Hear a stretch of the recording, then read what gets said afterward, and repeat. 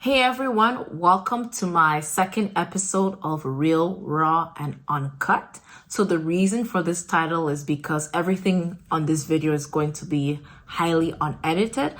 The purpose is I want it to be more of a conversation style, and we're going to be discussing mainly about books, articles, and occasionally maybe some interesting films and movies.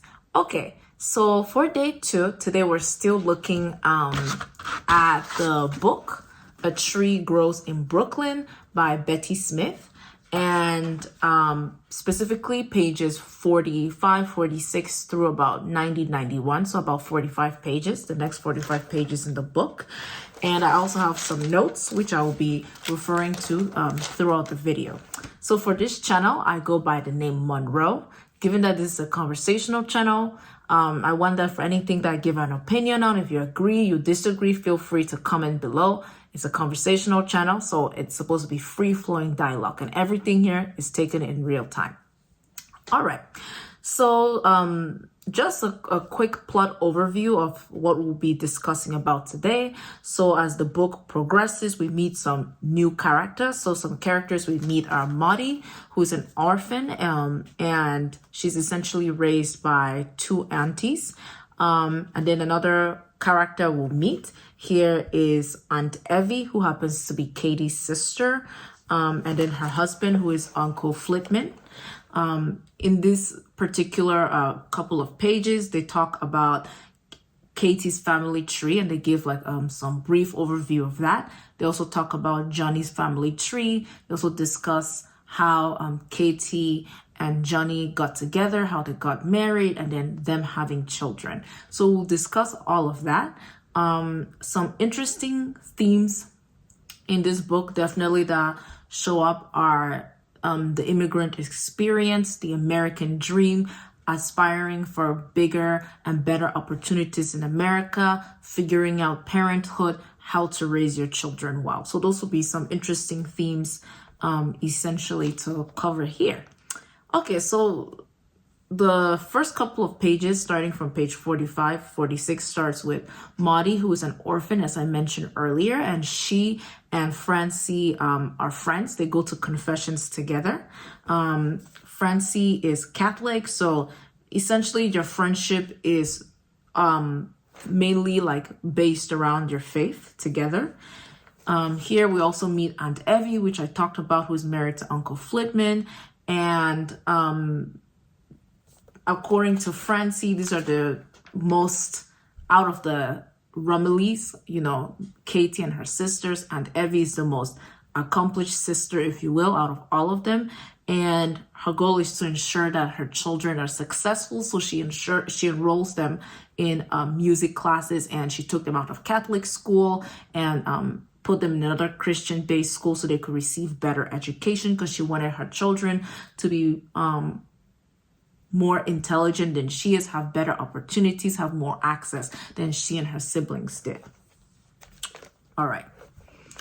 Now we're gonna move on, and we will discuss, let's see, what do we want to discuss next? Okay, so let's discuss the Rumley family tree. So here essentially we have Thomas Rumley, who is Katie's father.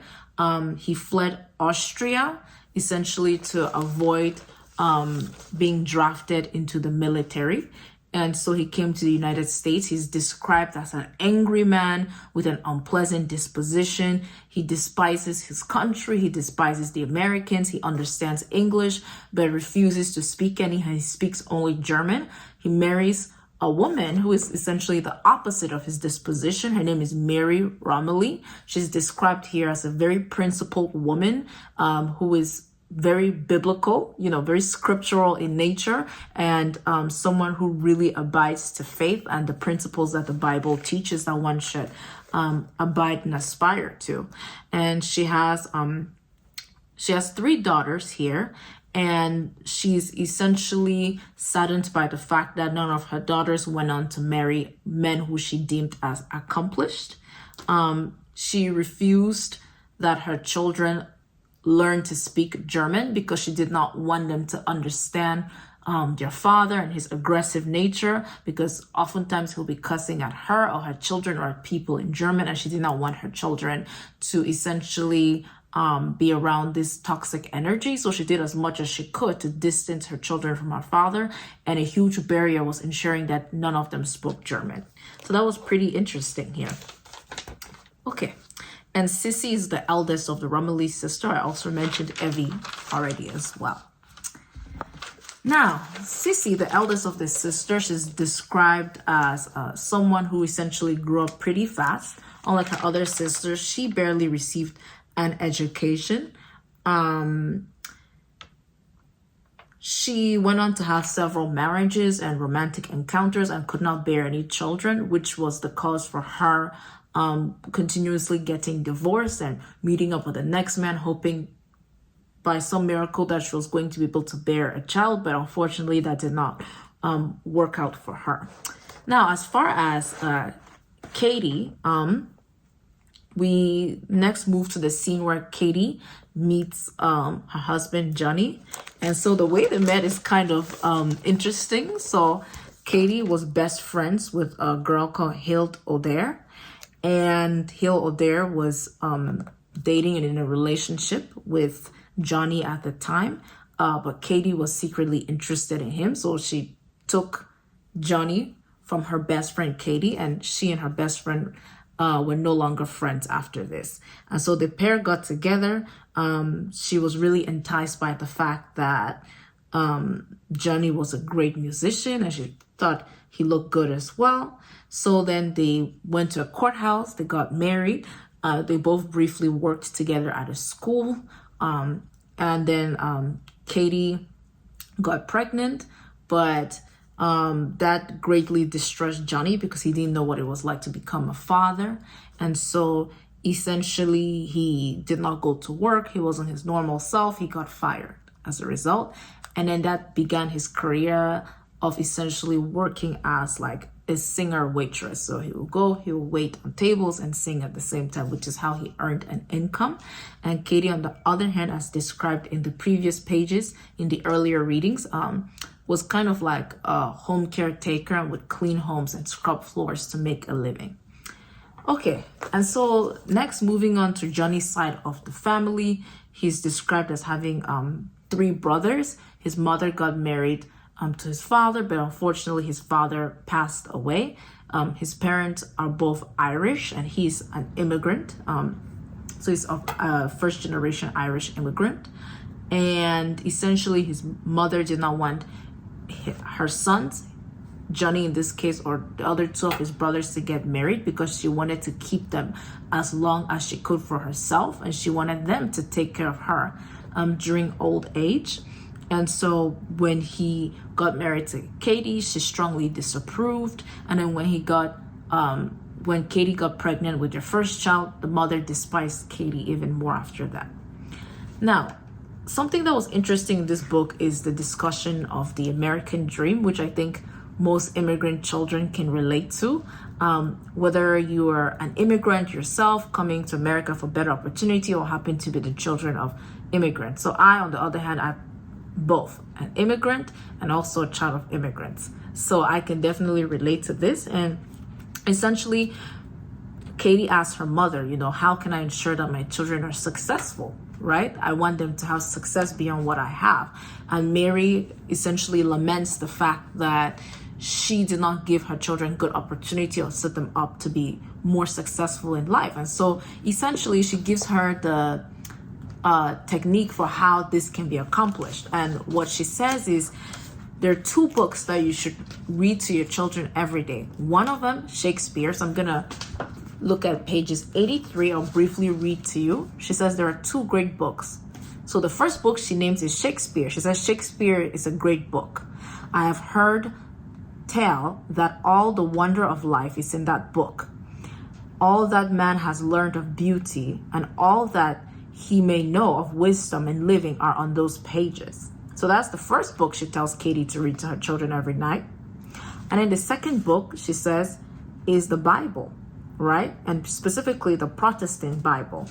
And The third piece of advice she gives Katie is that I want you to own a piece of land. She says in our old country, she's referring to Austria in this case, children did not really accomplish more than what their parents did, and they were essentially enslaved and bound at the same level of life that their parents were in. But in America, opportunity was possible.